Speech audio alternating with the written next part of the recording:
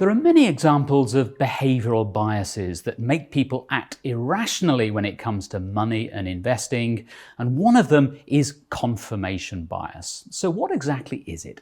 Confirmation bias is just a really fancy academic term for the way that we make decisions. And I always joke, it's the way men make decisions. Of course, women do this too, but I have experience as a man making a decision. Here's how I make a decision. I make the decision, and then I do my research.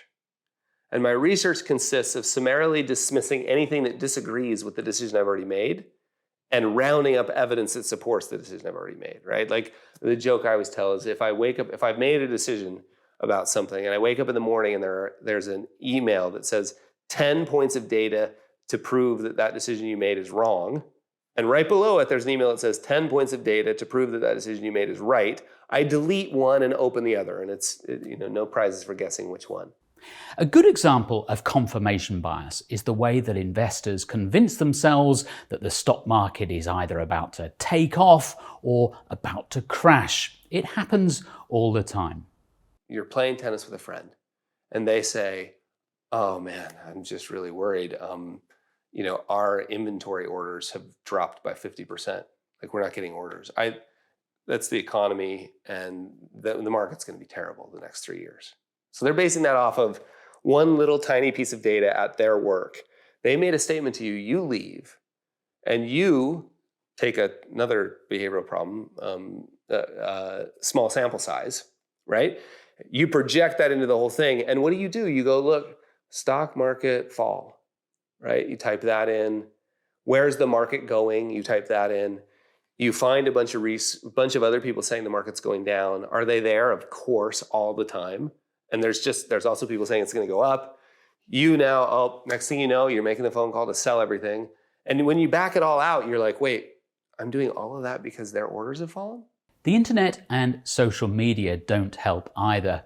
Carl Richards' view is that confirmation bias has become more common and harder to deal with. One of the reasons it's harder is because you can always find confirmation of the decision you've made. So, and we're just sort of hardwired. Anything else would require us to do something that's really challenging for humans, and that's to admit we were wrong, even if it's just to ourselves. Right? So if I make a decision to do this, and I explore or even entertain information that's what we call disconfirming evidence, if I even explore and entertain that, I have to be open to the idea that I might change my mind. And we know what we say about people who change their minds, right? Like flip-flopper, wishy-washy, they don't know what they're doing, they're not direct. And being wrong is hardwired into our system. Like being wrong equals death, right? You'll be excluded from the herd and you'll therefore be eaten. So what can you do about confirmation bias? Here's a useful tip. I love this phrase of strong opinion loosely held. Right? So make a decision, and instead of thinking this is absolutely the decision, trick your brain into thinking it's absolutely the decision, because then you'll start moving that direction, but just hold it as a strong opinion loosely held. The reason it's a strong opinion is because you got to start acting that way to find new information. But then loosely held part is build into the loosely held part the active search for disconfirming evidence. You're actually not looking for confirming evidence. You're looking for disconfirming evidence.